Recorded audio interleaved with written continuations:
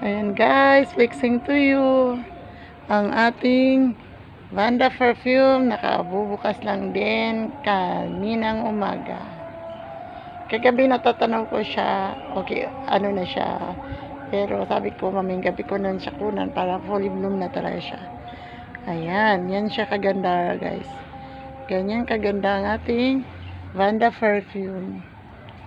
Yan, si perfume yan ang nakalagay dito sa ating tag. Si perfume.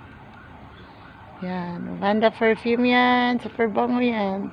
At very nice kaayo ang iyang details. Tingnan nyo naman ang lips. Ayan, tingnan nyo yan, ang ganda no? Yan. Ganyan siya kaganda. Ayan. Tapos ito yung iba pa. Oh, grabe ganda.